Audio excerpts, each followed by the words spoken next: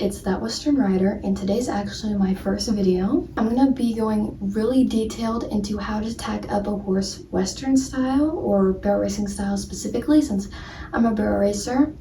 I try to make it as detailed as possible so that someone who had never even seen a saddle before could learn how to tack up from the video. Anyways though, I don't cover leg gear. Other than that, I really cover everything. So hopefully you guys like the video. I did work really hard on it. Let's get into the video. Because I'm going to be finishing this video tomorrow. So things are kind of going to be jumbled up. Look at these horses. They're actually not wanting to come up to me because I'm catching my horse right now. She's the fat one that just got covered up. What is Bud doing? He's just walking into her. Is he herding her away? That little jerk. Here she is. She's a pretty girl. That's Bud. This is Chica. I usually call her Mare. And then that is Misty.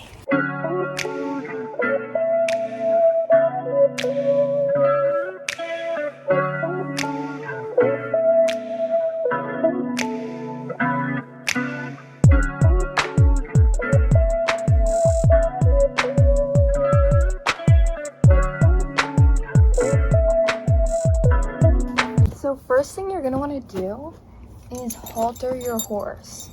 So this is a halter like this, basically, and it's confusing. But the big, huge hole in the middle goes over their nose. And then this strap goes over this part, but on the right side of the horse. And you kind of have to throw it over because you usually can't reach. So you over their nose, over the right side, grab it or it'll drop. Grab it, make sure it's not twisted. Go like this.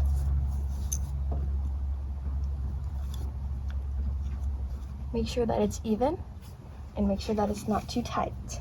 So this is how to tie the knot. Oh, I don't know if I'm gonna be able to do this with one hand, but you make a loop like this and you take it over the one that is connected. You take it over and then you go under, basically, and then you pull it tight. Okay, so first we're gonna start with grooming, and there's a lot more grooming brushes than what I'm gonna start with, but these ones are kind of the essentials and what I use every single time.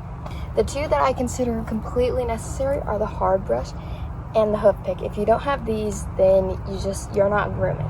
So first we're gonna start with the curry comb. Mine's really dirty. I should have cleaned these, but this is the curry comb. And you go from here to here with the curry comb. And with the curry comb, you hold it and you go in circular motions. You usually would do this if the horse is very dirty. She's really not that dirty, like obvious dirt, maybe mud, or when they're shedding. I have this brush. This is a hard brush. You can see that the bristles they're strong, they're hard, so this one is called a hard brush, and you use this all over the body except for the face. The soft brush, and you can see that the bristles are soft, and then you can use this all over the body, and you can use it on their face, but usually you just use it on the body. And this is a face brush, and this is softer than the soft brush, and it's meant only for their face. You only use it on their face. That bug is terrifying, sorry. You only use it on their face, nowhere else, and it just has more bristles, they're shorter, and to me it's softer, but a lot of soft bristle brushes and face brushes feel the same.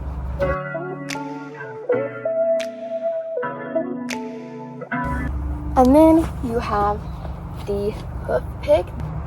So the hoof pick is very necessary to get anything like rocks, just really anything that's in their hooves out of their hooves, because it's not good for them to have a lot of stuff in their hooves. I'm now going to do my best filming on my phone to show at least picking up a hoof. But so first you get their hoof up and you hold it like this. And then you see how it's dirty in there? So usually you wouldn't put it between your legs, but this is my only way to show you. So is the frog. And so this part is kind of squishy. Hers is kind of hard, but it's usually pretty squishy, and you want to ignore that part and go around it. And right here in the middle where it goes in, you usually can get a little bit out, but really not very much. And so this is actually a lot cleaner than I thought, so then you can brush it out. Just kind of finishing touch. And then usually it'll be like this. So then you want to just set it down. You don't want to just drop it. A lot of people do, but that usually can kind of hurt their hoof. So it is basically the same process for the back leg, but you have to be more careful because it's their back leg, especially if they're a quarter horse. They got big old booty. I'm kidding, but look, she already lifted it up, and then you want to lift it, and then they'll go back like that sometimes, and you just want to wait them out, and then you want to pick their foot out, but hers is all picked out already. So then you want to just set it back down, and you want to stay to the side of them right here. Especially with new horses, you don't want to go behind them. Just stay to the side. I'm also going to put this back on. I forgot. I took it off to clean her face, but I got a little carried away. So make sure that your halter is on at all times. She's in heat, so she's standing funny, but this is the fly spray that we use. Oh my, I'm already dirty. This is the fly spray. This can is really old because we buy the like gallons and just pour it into the sprayers. And so you want to spray this all over the horse, but I'm doing it before I ride, so then you don't spray it on their back. That will just, you don't want that to really get into their skin. It can kind of cause irritation, especially if you end up getting it wet. So just spray it everywhere else except on their back and right here where the cinch goes. Now I will show you how to fly spray. So you want to point it away from their face, and then you spray like this. And you want to get their entire body. So you want to spray down the legs, this area, under the belly is really important.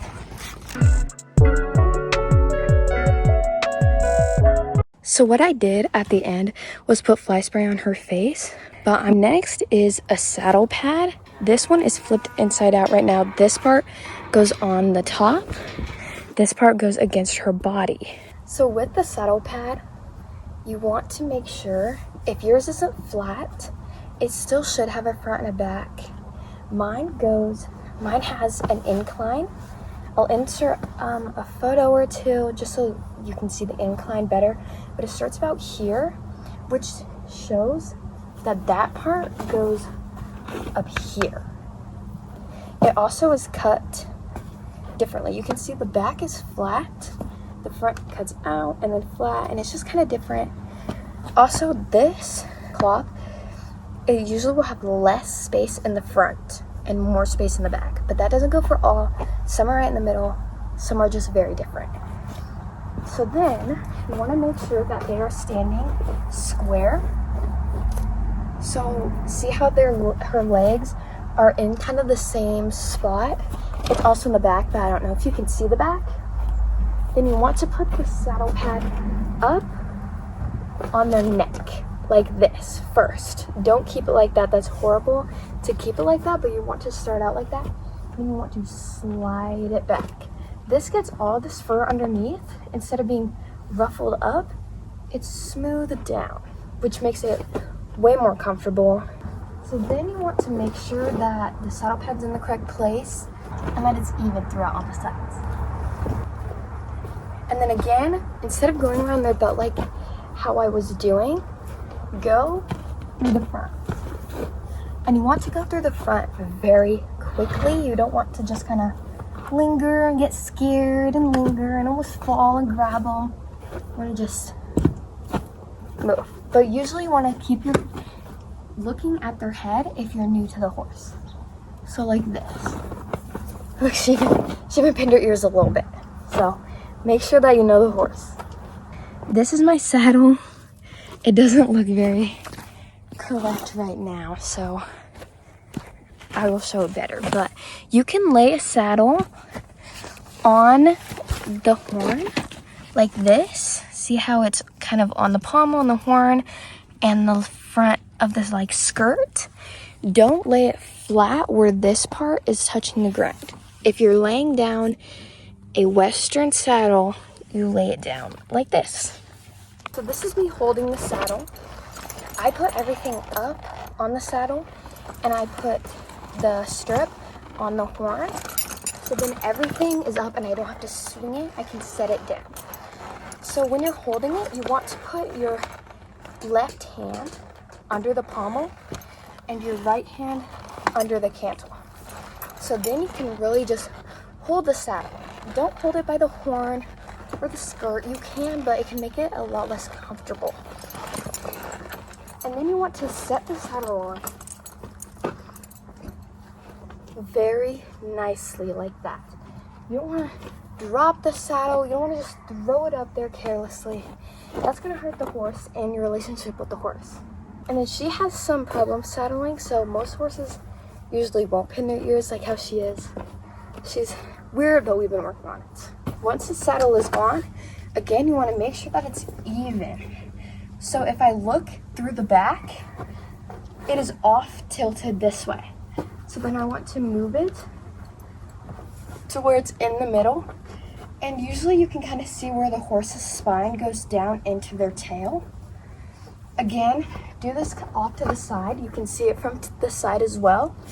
And you want to make sure that the saddle pad middle is going along that and that the middle of the saddle is going with the saddle pad along their spine. You don't want it to be off-centered. That hurts. That can cause a lot of prolonged issues and permanent issues to a horse's body. I just prefer not to, is throw everything onto the other side. Some people already have it on the other side. How I tack up, I have nothing on the other side. So then I go to the other side. So now you want to take this down. This is the stirrup and this is the stirrup fender. You want to take this part down. Sorry, I got hooked on something. This is the cinch and this is the back cinch. And then you want to take this part down. This is the breast collar and it hooks to the D-ring. These have actual spots. This part, you can hook it to here, you can hook it to here. There might be other places on the saddle of yours to hook it to, but you want to make sure that it can at least go to the front and that it's the correct way. Everything needs to be the correct way or it's just not going to be healthy for the horses. You can see how the horn is lined up with the center of her neck where her mane is. She's kind of resting, so it might be a little off, but that's basically what you want it to be like. Same with the back. You see this line down the middle? That's her spine. See how the center of the saddle, the center of the saddle pad, the center of the horse's back. You want everything to be aligned. Look at that big old juicy booty. And then you can also tell from the side, if you look up a little bit, you can still see the line. And then you can see if this and this is lined up. You want to make sure that it is. The middle of the line, my horse is kind of fat, so it makes it really easy because he goes down and up. But usually it's pretty easy to tell on other horses. Anyways, you want to go down. So put this stirrup and stirrup fender up. And I usually put the stirrup through the horn, like that. Or you can put it just up across the seat. Mine aren't very flexible, so I put it right there. So then I know that it's not gonna fall off. Then you want to grab the cinch. And you want to be careful when grabbing the cinch, and you also want to make sure that it's not twisted anywhere. I use an Airflex cinch, but I don't recommend like yarn ones. The ones with strings, I don't recommend those. But also use whatever is best. Then she is probably gonna get a little feisty, so I'll seem a little weird. So you want to pull the this long strip that keeps the cinch up is called the latigo. Put the spelling.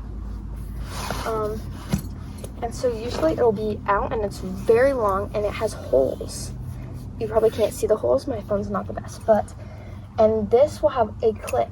You can clip that through. I personally don't.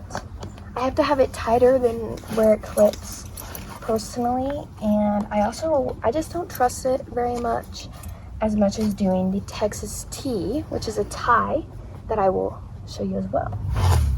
So then you want to tighten it a little bit. When it's tightened, you don't want it to be too tight right off the bat. You don't want to just pull really hard or shove your knee into them. Like sometimes you can put your knee up a little, but don't jab them like that. Don't kick them, obviously. And then to hold it in place, I start the Texas T, which I'll do it up close, but just for right now, I just go through the side and it will hold it very well. Moving on to the back cinch. So the back cinch, she's very fat, so I kind of look awkward. So this is the back cinch. Of course, be careful when you're reaching under them, especially with their back legs. Usually we'll want to do it this way to bring it up. But with her, it's just easier to see if I stand like this, so. Or I usually will stand here, but you want to stand here, especially if they have a problem with kicking. And most horses are going to puff their belly out. Breathe in deep and try to make it themselves as big as possible so that it's very loose. Tighten it. I don't know if you could see her breathe, but she's getting herself real big. So you want to tighten it up a bit.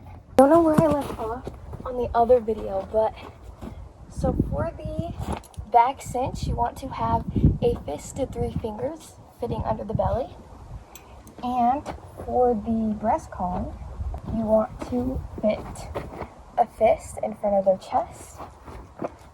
For the halter, you want to be able to fit a few fingers under here. I like hers pretty loose, but it really depends on you. And you want to be able to fit 2 fingers into the cinch. To do a Texas T, which is right here, first you want to make sure that you go through the cinch, like little buckle area, twice, and then you take the end of the latigo and you run it through the side right here.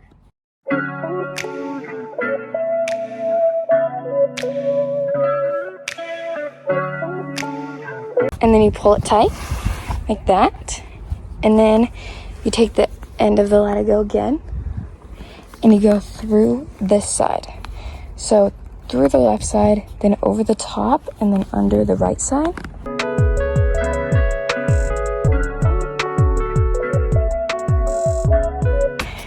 And then you pull to where it has this loop.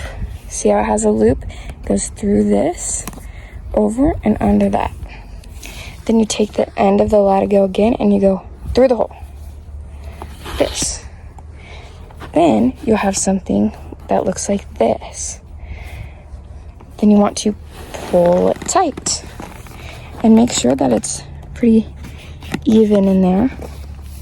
And there you go. Then you can put the extra latigo, instead of having it hang, you put it up here through this. You can put it either way. Put it this way or the other way, but I'm probably going to put it that way. So that's how you do the Texas T. So now we're going to put a bridle on with the bit. So first you want to take off your halter and put it on the last loop around their neck. Therefore, they don't run away, walk away, whatever. Then you want to take the bridle. Mine's a little messed up right now, and you take their face. And she's pretty good about it, but you might meet a horse that's not very good. And you put it up. You hold the top. You hold the bit in your hand. And you put your thumb in their mouth. kind of wiggle it to try and get them to open up. And then once they open up, I'm going to slide that bit in. You want to make sure that it is over their tongue. If it's under the tongue, then you need to take it out and change it. Then just slide their ears through. She's like not accepting of it. Okay. You're going to be very careful with their ears. Some horses might be more sensitive with their ears. She's really not, so it's not too big of a worry. You want to fit 3 fingers between the throat latch. This is the throat latch. And this part of their neck. You don't want it to be very tight on this part of their neck because this is where they're most prone to choking, especially by force. So that is perfect for her. And then if yours has a brow band, you want to make sure that it's not too close to their ears, so it's down a little bit right here where their temples are. So this is her with the bit in and the bridle on.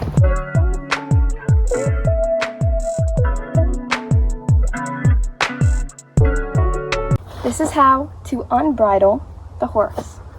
So first you want to, she's tired.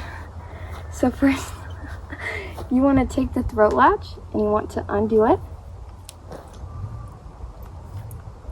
Then you want to take the reins off over their head and hold the reins. Then you want to slide the top of the bridle over the ears. Then let them drop it out of their mouth. And try your hardest not to hit their teeth, but it can be pretty hard. Okay, so when you're unsaddling or untacking, you want to undo the back cinch first and then drop it. Then you want to move, and since you clip the breast collar under their legs onto the cinch, you're going to want to unclip that to where it's hanging. Then you want to undo this side of the breast collar. And then I clip it back to where I clipped it previously and have it done up like this. And then I take this part that is hanging and I put it on so that then this stays kind of like a little unit. Then I put the stirrup up onto the horn.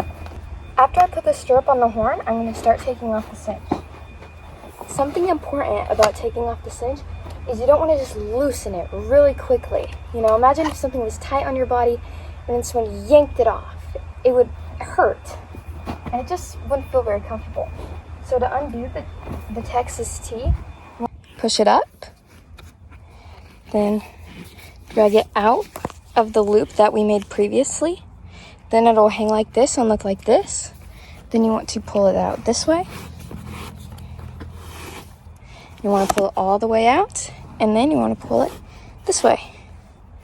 And then this part will probably stay tightened, so you want to slowly undo it.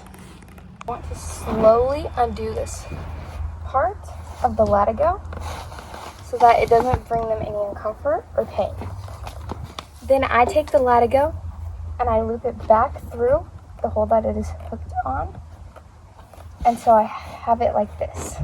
There's many ways to do it, but this is what works best for me. Then I take the stirrup down, and this is what this side looks like now. This is what the other side looks like. So then I take the breast collar first, and it bends right here, and I put it over the saddle like that. And I make sure that everything is up. Then I want to take the cinch. Sorry, there's people yelling. The cinch and the back cinch. And you want to make sure everything is down so that there's no pokies. And throw it over the saddle. Sorry if you can't hear me very well. My phone's not very good.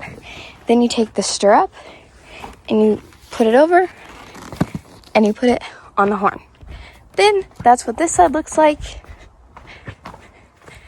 And that is what this side looks like. To take the saddle off, I do not take the saddle pad. I just take the saddle off first. So you want to put your left hand under the pommel, your right hand under the hip, and you want to lift it. You kind of have to pull it at first and then you lift it up. And it should look like this. I take the saddle pad off and I flip it this way so that where the horse sweat will be on the outside.